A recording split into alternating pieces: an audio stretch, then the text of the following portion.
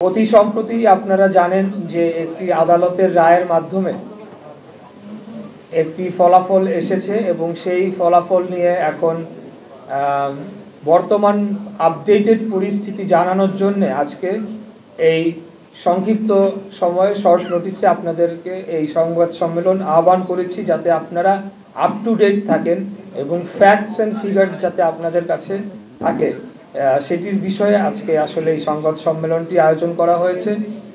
আমার সাথে আমার দুই পাশে রয়েছেন আমাদের বিজ্ঞ আইনজীবী প্যানেল, যারা দীর্ঘদিন এই মামলাটি লড়েছেন এবং লড়ে তার একটি আমাদের যে কাঙ্ক্ষিত ফল ন্যায় বিচার সেটি আমাদেরকে বয়ে নিয়ে এসেছেন। আরও আছেন আমাদের পাশে সাবেক জনাব মশিউর রহমান সাহেব, যিনি এই মামলার রায় পাওয়ার পর থেকেই আমাদেরকে সব ধরনের সাচিবিক সহযোগিতা বলেন, ব্যুরোক্রেসির সাথে হ্যান্ডলিংয়ের যে বিষয়টি বলেন, সব কিছুই তিনি করে আসছেন। নিম্ন আদালতে ছিলেন অ্যাডভোকেট রফিক ভাই, উনি সেখানে রায়ের সমস্ত কার্যক্রম থেকে শুরু করে নিম্ন আদালতের পার্টটি দেখেছেন। আছেন ব্যারিস্টার এহসান ভাই, যিনি পরবর্তীতে উচ্চ আদালতের যে কোনো বিষয় নিয়ে তিনি কাজ করে চলেছেন এবং সেই ব্যাপারে উনি আমাদের আইনি সহায়তা দিচ্ছেন। এবং সর্বশেষ আমার বাম পাশে বসা আছে অ্যাডভোকেট নুরুল ইসলাম জাহিদ সাহেব, যিনি একজন নিজেও আইনজীবী এবং নির্বাচন কমিশন, তিনি আমাদের filing lawyer by the way, এবং নির্বাচন কমিশন থেকে শুরু করে আইন মন্ত্রণালয়ে যে বিভিন্ন সময় আমাদের আইনি সহায়তা দেওয়া এবং এই কার্যক্রমকে এগিয়ে নিয়ে যাওয়ার জন্য যে প্রয়োজনীয় পদক্ষেপ নেওয়া, সেটি আমার পক্ষ থেকে করে আসছে।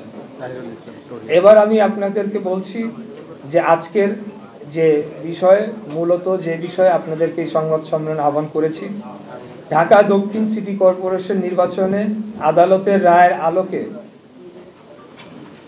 নির্বাচন কমিশন কর্তৃক গ্যাজেট পরবর্তী শপথ দায়িত্ব সংবাদ সম্মেলন করছি।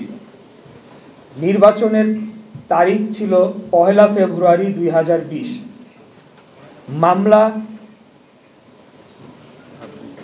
মামলা সাবমিটের তারিখ ছিল 3রা মার্চ 2020। অর্থাৎ 30 দিনের মধ্যে মামলা করার যে বাধ্যবাধকতা রয়েছে, সেই বাধ্যবাধকতা মেনেই তখনই আমরা মামলাটি করেছি। এবং এই বিষয়ে আপনাদেরকে একটু বলতে চাই যে কোনো সময় কোনো ক্ষেত্রে কোনো সরকারেরও কোনো কর্তা ব্যক্তি বলেছেন যে আমরা অবৈধ নির্বাচনকে বৈধতা দেওয়ার চেষ্টা করছি।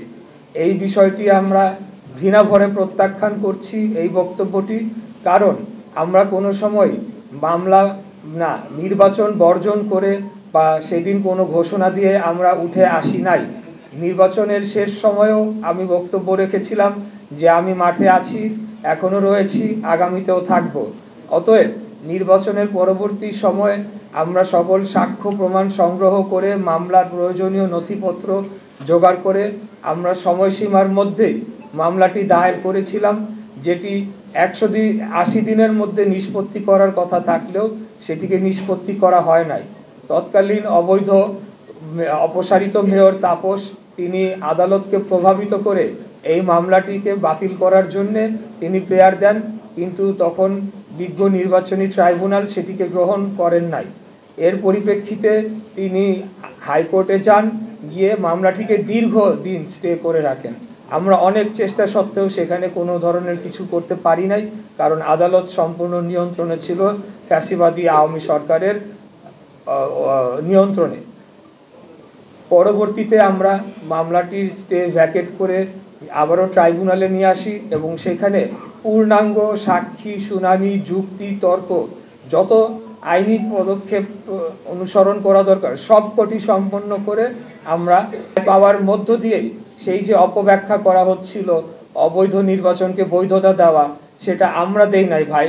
অবৈধ নির্বাচনকে বৈধতা আদালত দিয়েছেন বিচারিক প্রক্রিয়ার মাধ্যমে। সেটা মানতে অস্বীকার করে তাহলে ধরে নিতে হবে তারা আদালতকে অবমাননা করছে। এরপরের যে বিষয়টিতে আমি আসতে চাই, এই মামলার রায়ের তারিখ 27 মার্চ 2025। 27 মার্চ 2025-এ এই মামলার রায়টি আমরা পাই। পরবর্তীতে নির্বাচন কমিশন কর্তৃক গ্যাজেট প্রকাশের তারিখ 27 এপ্রিল 2025। 27 এপ্রিল 2025 তারিখে নির্বাচন কমিশন রায়ের কপিটি হাতে পাওয়ার পর তার যে বাধ্যবাধকতা রয়েছে 10 দিনের মধ্যে গ্যাজেট প্রকাশ করার, সেই গ্যাজেটটি তারা প্রকাশ করে। এইখানে আরেকটা ধোঁয়াশা মাঝখানে সৃষ্টি করার চেষ্টা করা হয়েছিল, যখন আইন উপদেষ্টা বললেন যে আমাদের কাছে মতামতের জন্য পাঠানো হয়েছে, যেটি নির্বাচন কমিশনের দরকার নেই, তারা স্বাধীন সাংবিধানিক প্রতিষ্ঠান। পরক্ষণেই তিনি বললেন যে কিন্তু আমাদের মতামত না নিয়েই তারা গ্যাজেটটি করে ফেলেছে।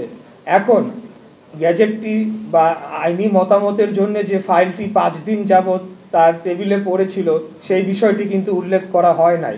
দ্বিতীয়ত, এখানে নির্বাচন কমিশনের একটা বাধ্যবাধকতা রয়েছে, রায়ের পূর্ণাঙ্গ কপিতে স্পষ্ট লেখা হয়েছে 10 দিনের মধ্যে গ্যাজেট করতে হবে, না হলে তারা কন্টেম্পট অফ কোর্টে পড়ে যেতে পারে। কিন্তু যখন জনগণের সামনে এভাবে উপস্থাপন করা হবে, জনগণ কিন্তু সেটাকে ভিন্নভাবে দেখবে যে আচ্ছা আইন মন্ত্রণালয়কে হয়তো তোয়াক্কা না করে কোনো ধরনের প্রভাব খাটিয়ে নির্বাচন কমিশন থেকে গ্যাজেট করানো হয়েছে কিনা, এই ধরনের একটা চিত্র দেওয়ার চেষ্টা করা হয়েছে, যেটা অত্যন্ত আমি বলবো দুঃখজনক। নির্বাচন কমিশন একটি স্বাধীন সার্বভৌম প্রতিষ্ঠান, তারা আপন গতিতে তারা নিজ সিদ্ধান্তে কাজ করে চলেছে, এই ব্যাপারে আমাদের কোনো কিছু বলার নেই। এখন সর্বশেষ যে বিষয়টি বলতে চাচ্ছি, গ্যাজেট প্রকাশের 20 দিন হয়ে গিয়েছে, এখন পর্যন্ত আমাকে শপথ গ্রহণ করানোর জন্য কোনো ধরনের পদক্ষেপ বর্তমান সরকার নেয় নাই, যেটি কিনা তাদের এখতিয়ারে পড়ে।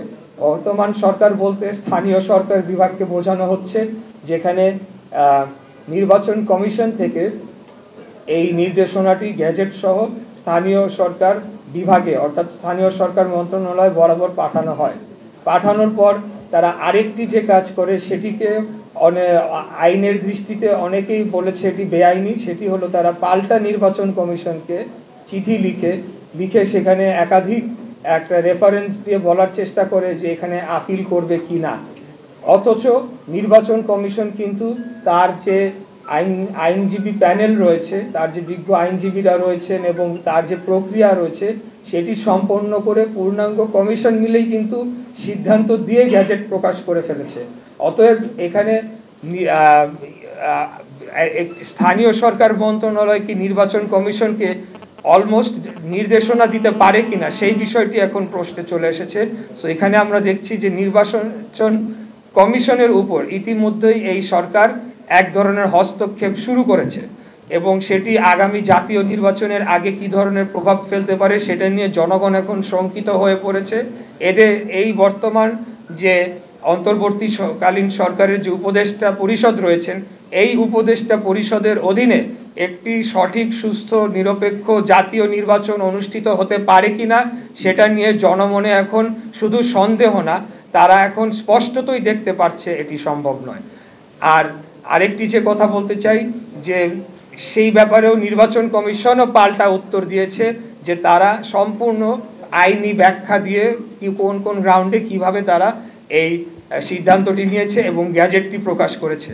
সেটি পাওয়ার পরে স্থানীয় সরকার মন্ত্রণালয় তারা এখন কালক্ষেপণ করার জন্য আবারও চিঠি দিয়েছে। এখন কোথায় দিয়েছে সেটা বলতে পারছি না, কেউ বলছে আইন মন্ত্রণালয় দিয়েছে, কেউ বলছে সলিসিটর অফিসে দিয়েছে, নানা ধরনের কালক্ষেপণের আশ্রয় তারা নিয়েছে।